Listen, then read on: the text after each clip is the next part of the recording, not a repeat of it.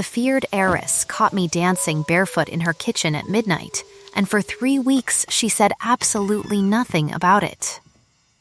To understand what that silence cost her, you have to go back 6 weeks earlier, to the night my stepmother sold my mother's music box for the price of its silver hinges and told me a broken dancer was worth exactly that much and not a cent more. The box had played 4 bars of a waltz my mother wrote before she died, a small tinny tune she used to hum while she pinned my hair for competitions.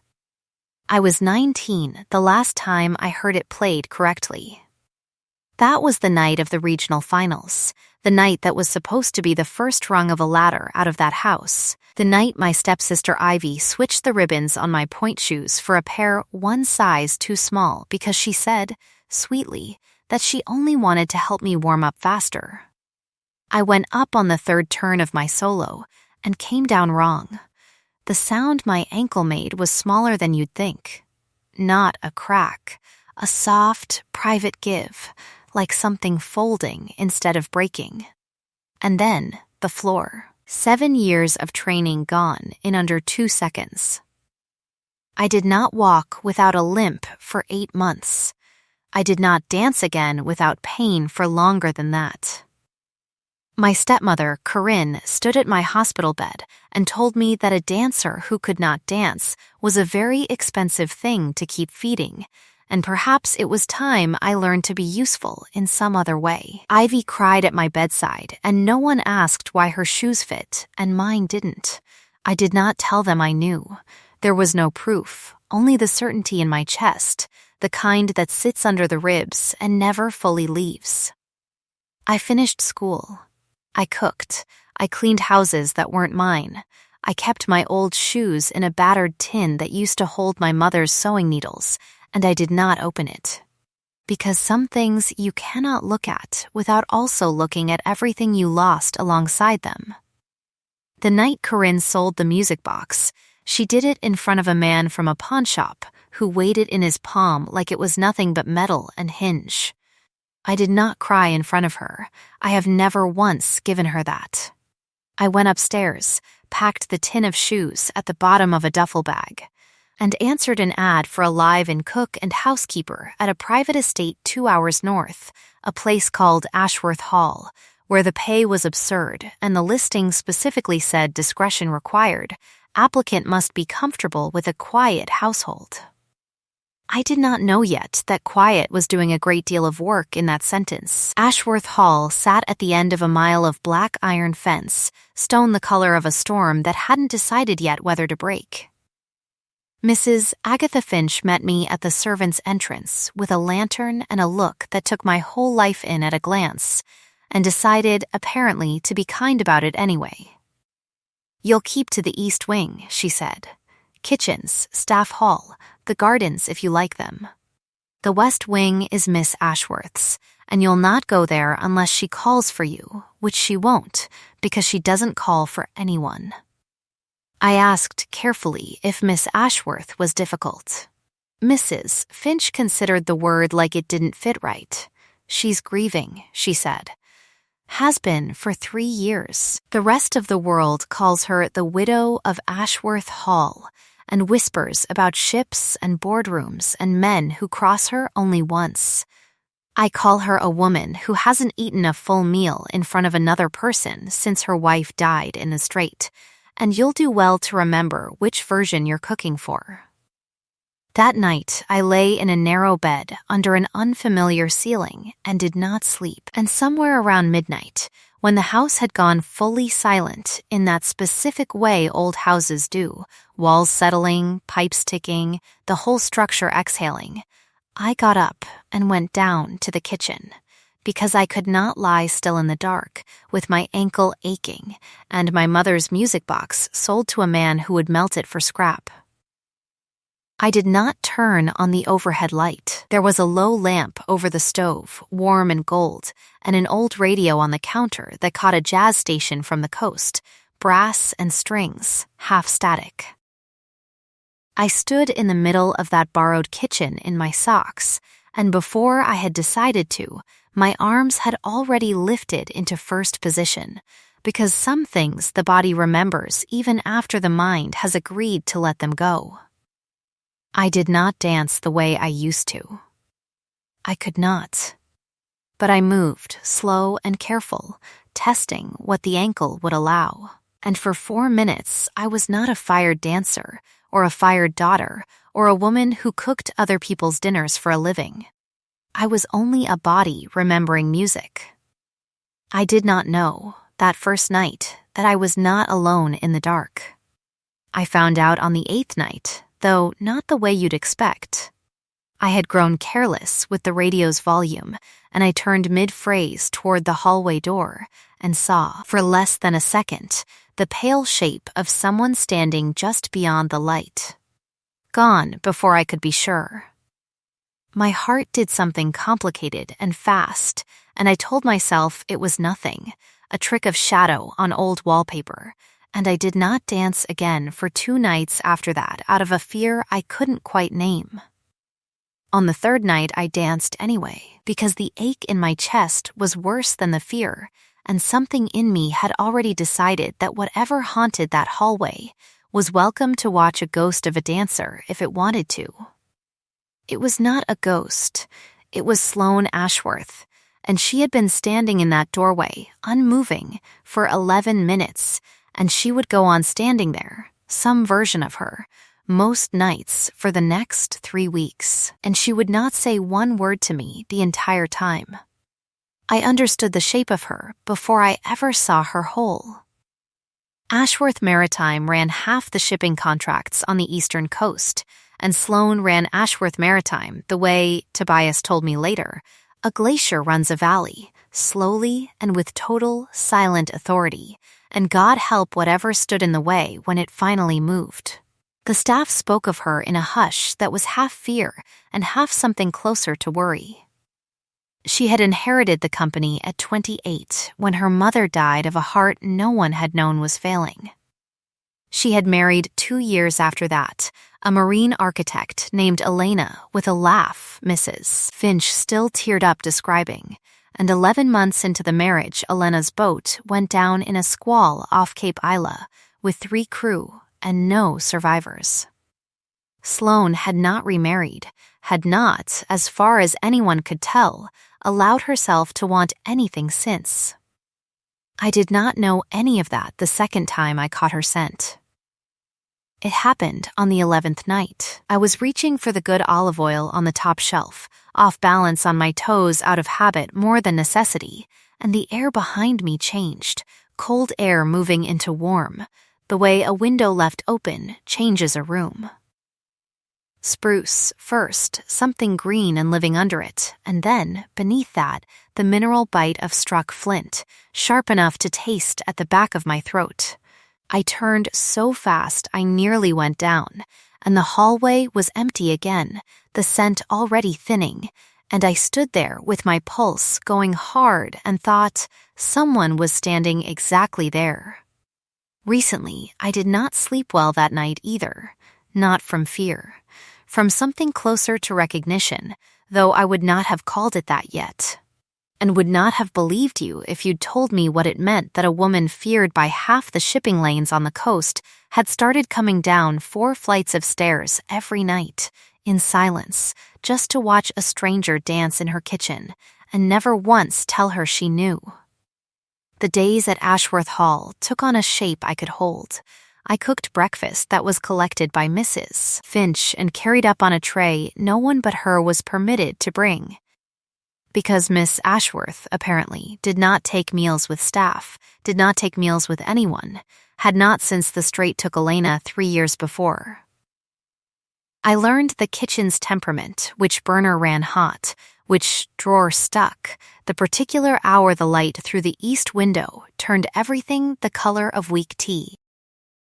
I learned Enzo Barrow, the majordomo, had a way of watching me set a table that made it clear he considered me 1 broken plate away from the door, and that Tobias Reyes, who drove the cars and did whatever unnamed things a house like that required a man built like a seawall to do, had exactly 2 facial expressions, mild disapproval and mild approval, and that I had, against my own expectations, begun to earn the second one. "You put rosin in the mudroom," he said to me one afternoon. Not quite a question. I had. I'd found an old pouch of it in a drawer of forgotten things and could not stop myself from carrying it around like a talisman. "Old habit," I said. "I used to need it for my shoes." "Didn't ask," he said.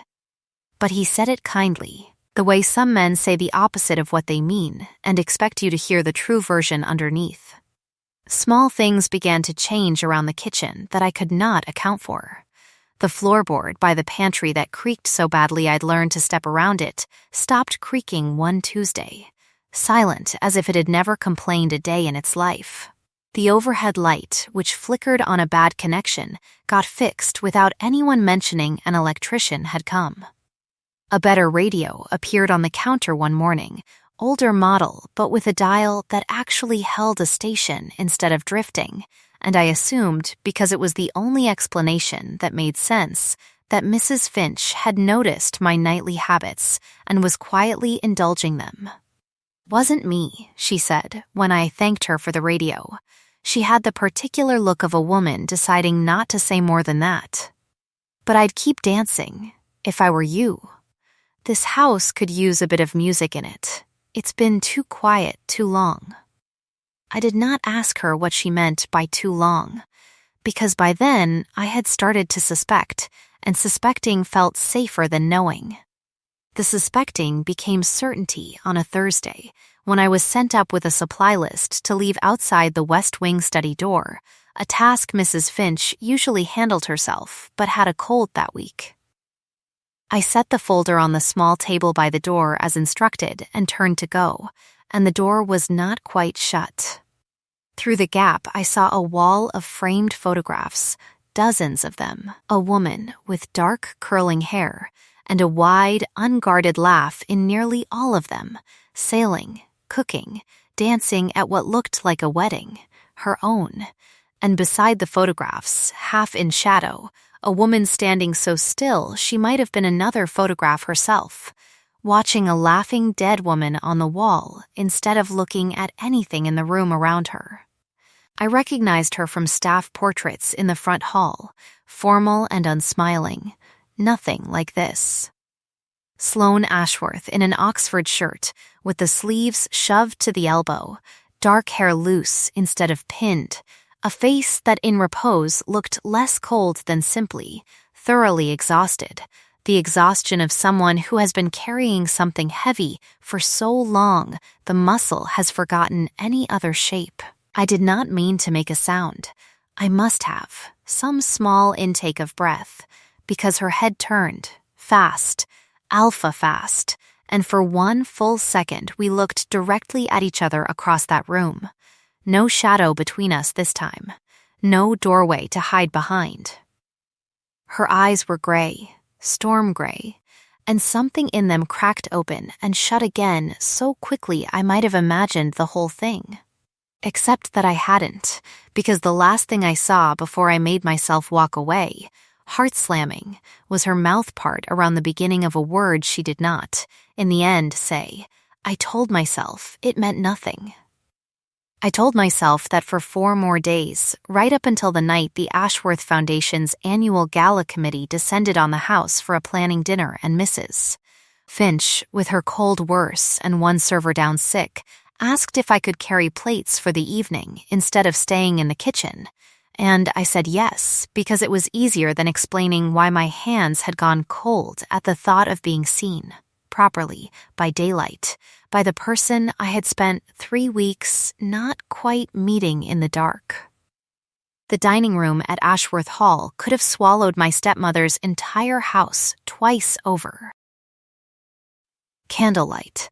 A long table of people who spoke about hull tonnage and press optics the way other people talk about weather, and at the head of it, Sloane Ashworth in charcoal wool, jaw set, hands folded, radiating the specific stillness Mrs. Finch had warned me about, the stillness of a glacier deciding not to move yet. She did not look at me when I set the first course down. She looked at me on the second, one beat too long, and I felt it land somewhere under my sternum like a dropped stone. "You're new," said a woman across the table, sharp-featured, silver at the temples, diamonds doing more work than her smile.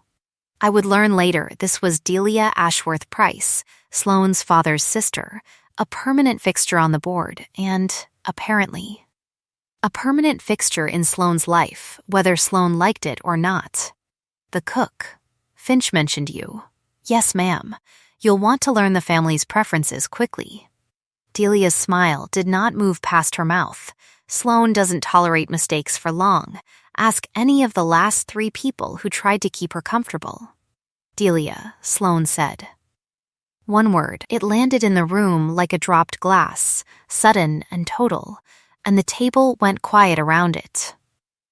"I'm only being helpful," Delia said, and turned back to her wine, and I understood, with the particular clarity you get from years of reading A Room for Danger, that whatever was between those 2 women was old and loaded and had nothing at all to do with me, except that I had just become a small new piece on whatever board they were playing. I got through the rest of the service without dropping anything, which felt, by the end, like a genuine professional accomplishment. It was near midnight by the time the guests left, and the kitchen was scrubbed down, and Mrs. Finch had gone to bed with a hot toddy and strict instructions that I do the same. I did not. I stood at the counter a long moment, exhausted down to the bone, and found myself reaching for the radio dial out of pure animal habit, because my body did not know how to end a hard day any other way anymore. I danced for perhaps 90 seconds before my ankle, unhappy about 8 hours on hard floors in low heels, buckled under me without warning. And I went down hard against the counter edge, and the sound I made was not dignified at all. The kitchen door opened before I'd finished swearing. "Don't move it," Sloane said. Not a question, not an introduction. She crossed the room in 4 strides and crouched in front of me on the floor like it cost her nothing at all to fold 6 feet of feared alpha down onto cold tile, and her hands, when they closed around my ankle, were careful in a way that did not match anything Mrs. Finch's warnings had prepared me for. Up close, her scent was almost overwhelming, spruce and struck flint, and something underneath that I would only later learn to name as worry. "You've been watching me," I said. It was not what I meant to say first. It was, apparently, the only thing that mattered enough to get out first. Her hands went still on my ankle. She did not look up right away. "Yes, for weeks. Yes, why didn't you say anything?" She looked up then, and whatever was in her face was not the glacier the whole coastline was afraid of. "Because the first night I saw you, you looked like you'd forgotten anyone was allowed to watch you and still feel something good about it. I didn't want to be the reason you stopped." I did not know what to say to that. My ankle throbbed, my chest ached in a way that had nothing to do with the fall, and somewhere in the radio's static, a saxophone kept playing to an empty room, like it hadn't noticed the 2 of us at all. "It's not broken," she said finally, professional again, or trying to be. "Sprained, maybe. Elena used to do this exact thing to her wrist on the boat, overcorrecting." Her voice caught, barely, on the name, a hairline crack in old glass. "I know how to wrap it. You don't have to. I want to. A beat. If that's allowed." I nodded, because my throat had gone too tight for words, and she carried me, careful and silent, to a chair by the stove, and knelt again to wrap my ankle with a competence that suggested this was not the first time in her life she'd had to learn to care for someone's body when she couldn't fix the thing underneath it. And the whole time her jaw stayed tight, with the effort of not saying whatever else was sitting behind her teeth, and I understood, watching her, that we had just walked through a door neither of us had been ready to open, and that there was no walking back out through it now. The days after that had a different texture. The way a room feels different once you know the walls are thinner than you thought. Sloane still did not come to breakfast. She did not suddenly become a woman who lingered in doorways in daylight or made small talk over coffee, but she came to the kitchen at midnight now without pretending it was an accident, and some nights we did not speak at all. And some nights we spoke about nothing that mattered. The tide charts, a recipe her mother used to burn on purpose because she hated it, the particular way Tobias pretended not to notice things he clearly noticed constantly, and it was in one of those nothing conversations that she told me, with the flat delivery of someone reporting a fact and not a wound, that Elena had been a dancer too. Before the boats, before the marine architecture. Ballroom, mostly, she used to make Sloane learn the box step in the front hall with all the rugs rolled back, laughing at how stiffly an Ashworth moved when she wasn't allowed to plan every inch of it in advance. "I haven't danced since," Sloane said. "Not once. 3 years. Then why did you keep coming down to watch me?" She was quiet long enough that I thought she wouldn't answer. "Because you danced like it was the only honest thing left to you," she said finally. I recognized that. I used to have one honest thing too. I told her about the audition, the shoes, Ivy's careful smile, the sound my ankle made on the way down, and the sound of my mother's music box being weighed in a stranger's palm for scrap silver. I had not told anyone the full shape of it before, not even Mrs. Finch, and saying it out loud in that kitchen at 1 a.m. felt like setting down a bag I had been carrying so long I'd forgotten it had a weight separate from my own bones. Sloane did not tell me it would be all right. She did not perform comfort the way some people do, as a thing to get through so the conversation can move on. She sat with it. She sabotaged you and told the story so well, you ended up questioning whether you deserved to be angry about it, and it was so precisely, surgically true that I had to look away from her for a minute. "That's exactly it," I said. "I know the shape of that story," she said. "My aunt has been telling a version of it about me for 15 years, that I'm too cold to run this company properly, too cold to have kept my wife safe, too cold to be trusted with anything that isn't already dead. People believe it because I let them, because it's easier than explaining that I loved someone so much I forgot how to survive, without a plan for keeping her alive. And then the ocean didn't care about my plans at all."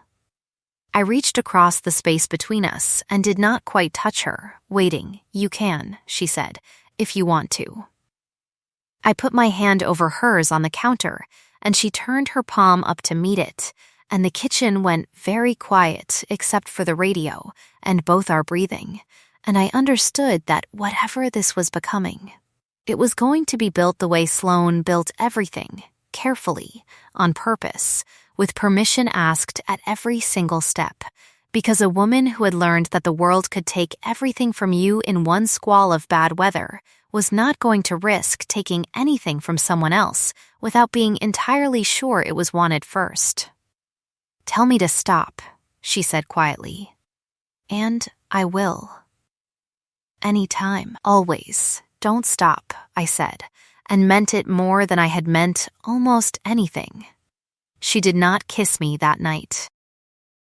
She stayed until the radio station went off the air at 2 and the static took over, and she walked me to the foot of the East Wing stairs and said goodnight like it was an ordinary word, and not, for both of us, a small miracle that neither of us had run.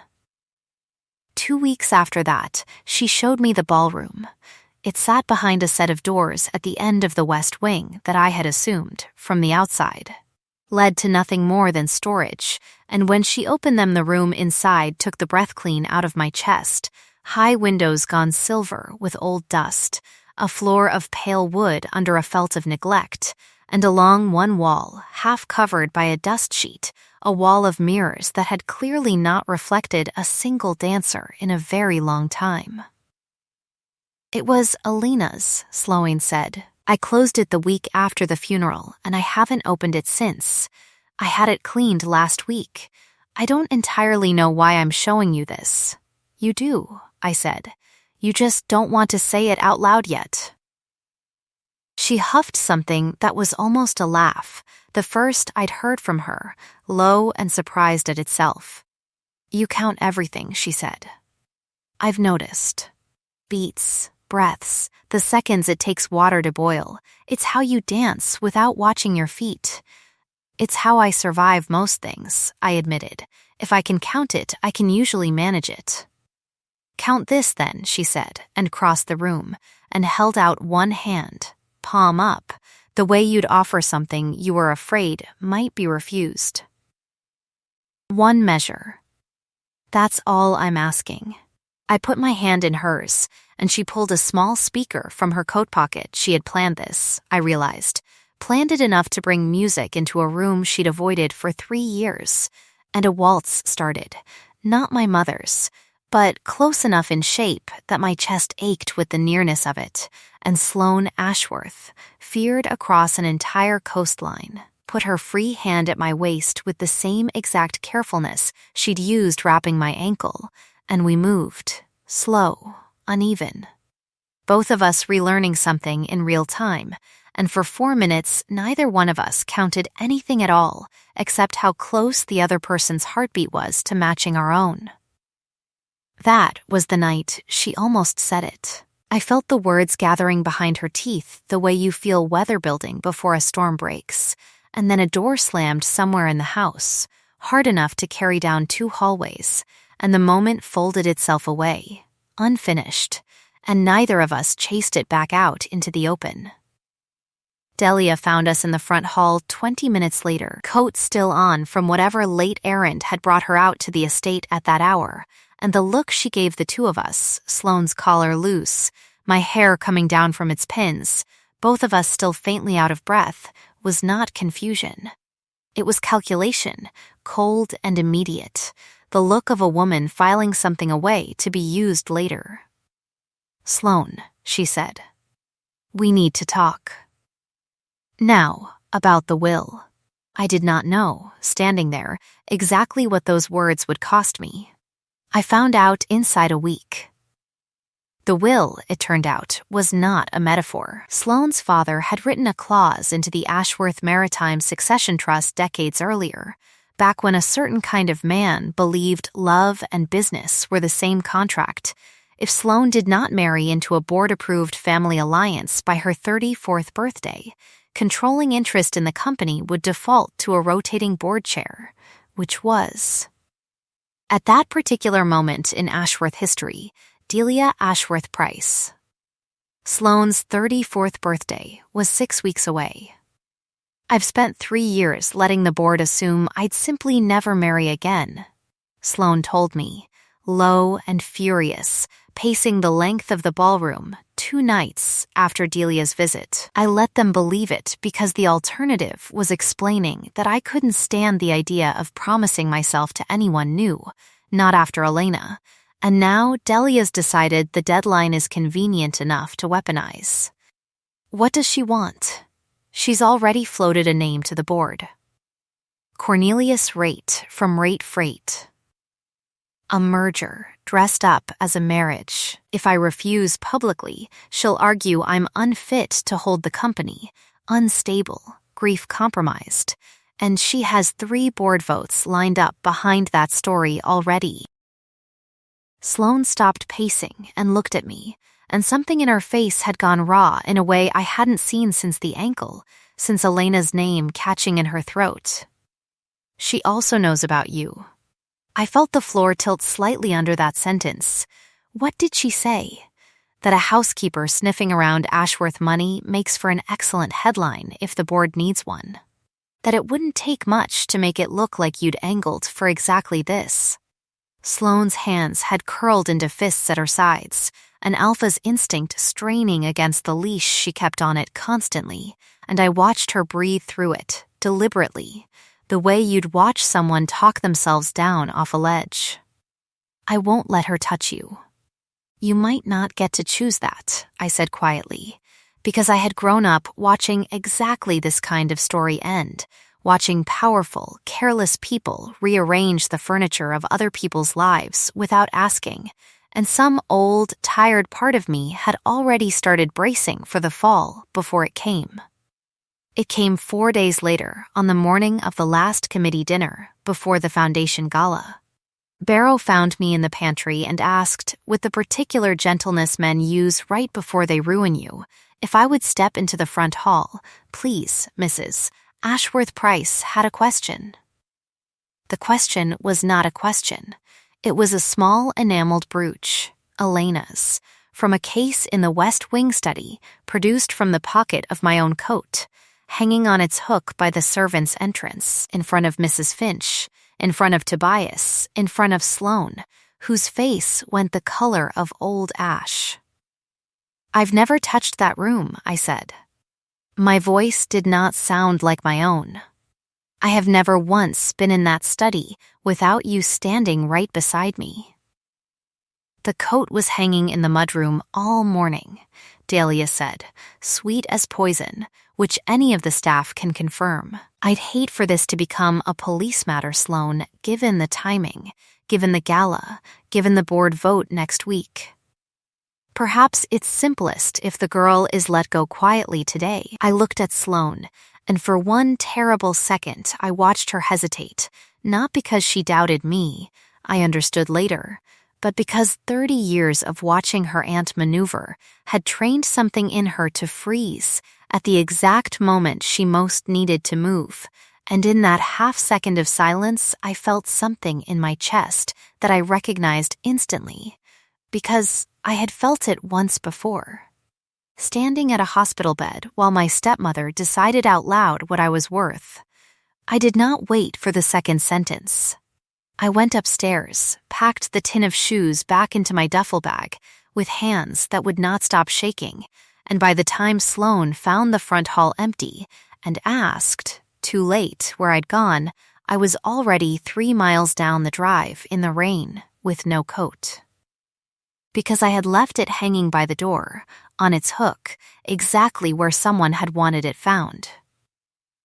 Sloane did not come after me that night.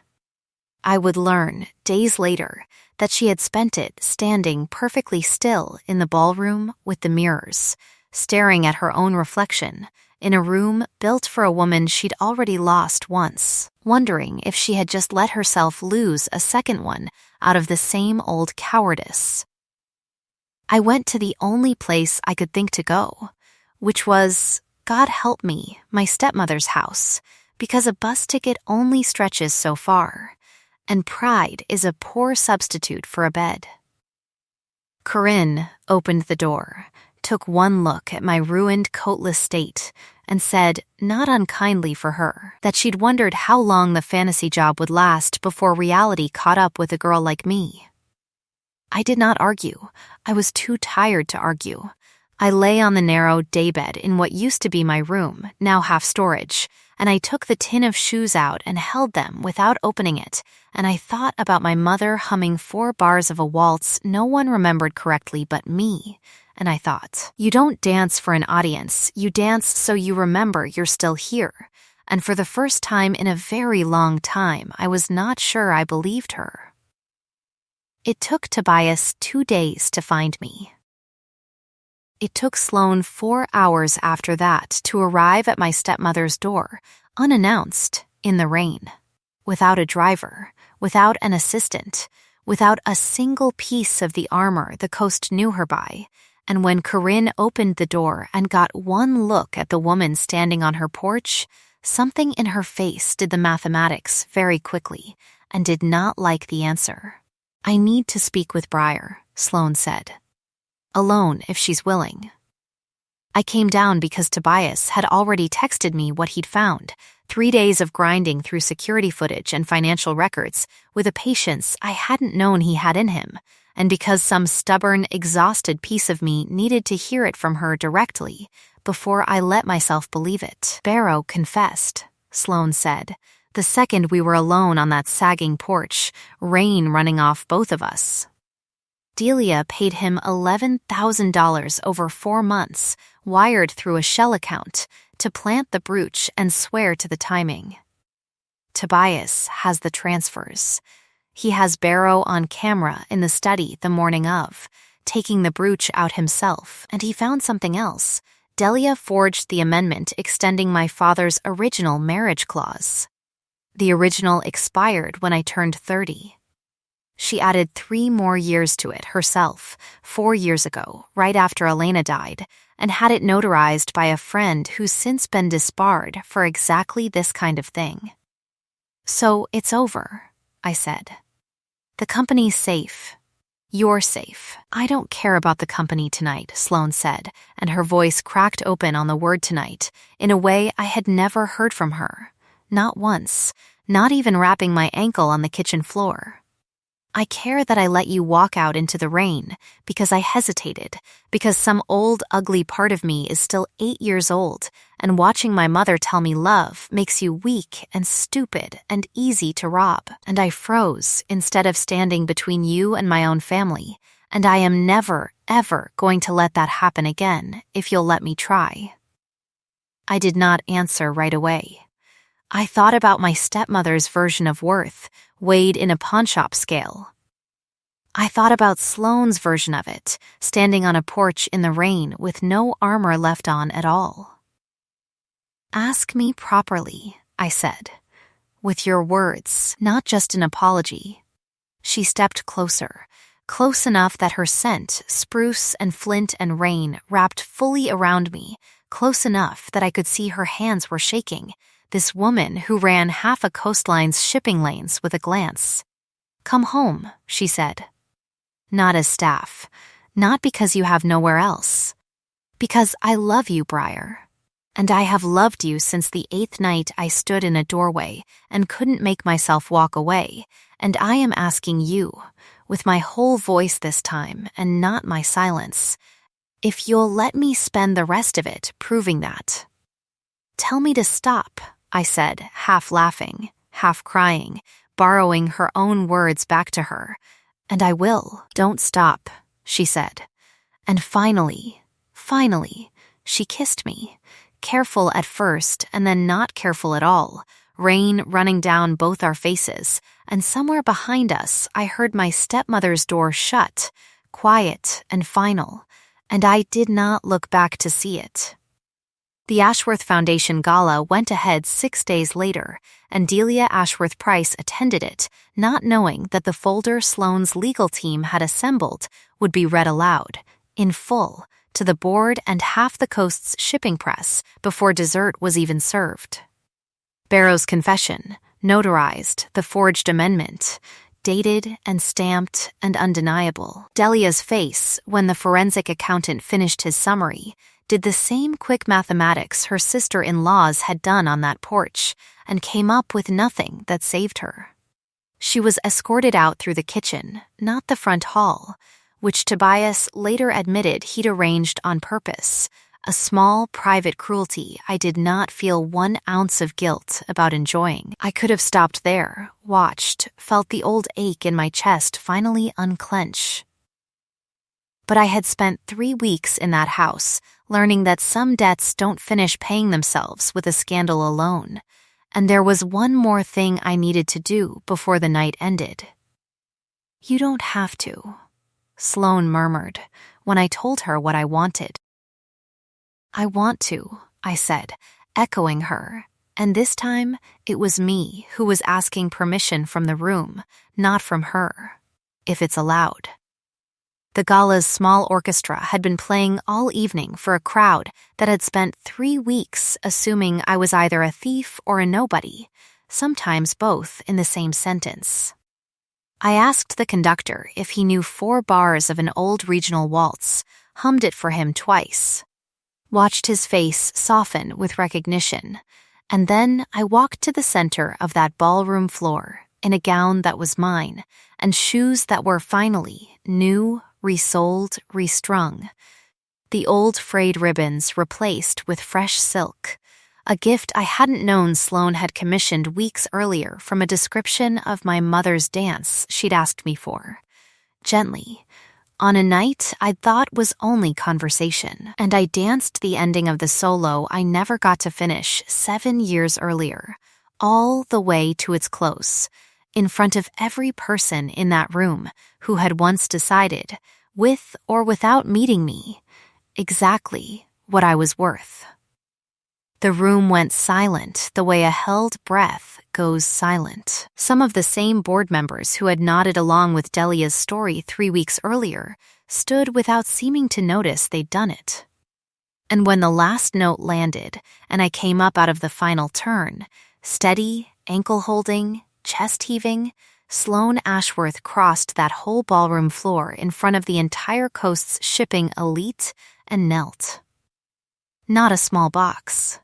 Not yet. That came later, quieter, just the two of us.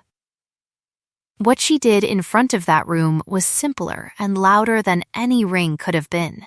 She took my hand, pressed her mouth to my palm, and said, loud enough to carry to every corner of that silenced room, that she had spent 3 weeks watching me remember I was still alive, and she was done only watching. Ask me, I said, soft, just for her. Will you let me claim you? She said, formal, careful, every word chosen the way she chose everything. Here, tonight, in front of everyone who ever doubted what you're worth, if that's what you want, and only if it's what you want. It's what I want, I said. Ask with the words. All of them. She stood, drew me against her, and murmured the rest against my ear where only I could hear it. The true question underneath the public one, and I said yes to both, and the bite, when it came hours later, in private, in the ballroom with the mirrors and no audience at all but each other, gentle and total, and asked for twice before it was given even once.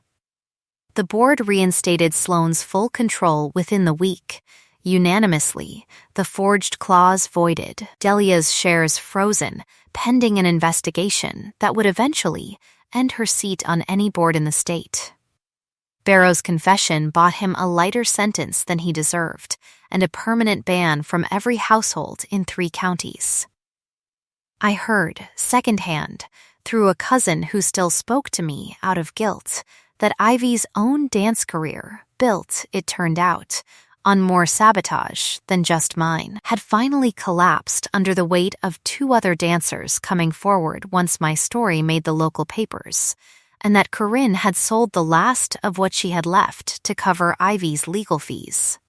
I did not celebrate it, exactly. I only noticed, the way you notice a debt finally settled, that the world had found its own slow way of balancing the scale. We married in the ballroom the following spring, doors thrown open, mirrors uncovered and full of light instead of dust, Mrs. Finch crying openly in the front row, and Tobias pretending, unconvincingly, that he wasn't.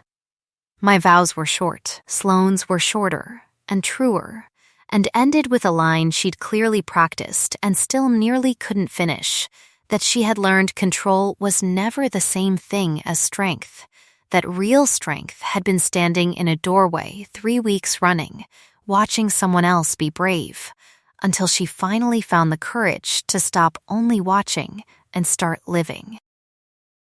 A year on, the ballroom is a working studio again, mornings full of a small dance academy Sloane funded in my mother's name for kids who'd never otherwise afford proper training, and some evenings, after the students go home, I still find her in that room at midnight, not watching from a doorway anymore but standing in the middle of the floor, waiting, hand out. Learning the box step all over again like it's the first honest thing she's had in years.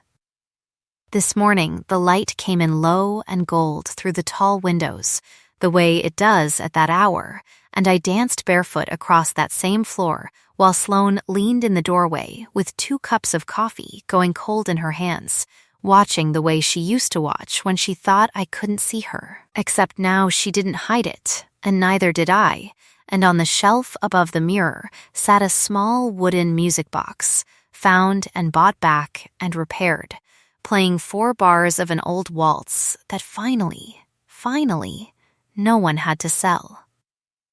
I used to believe that being unseen was simply the shape my life had settled into, the way water settles into whatever container it's given.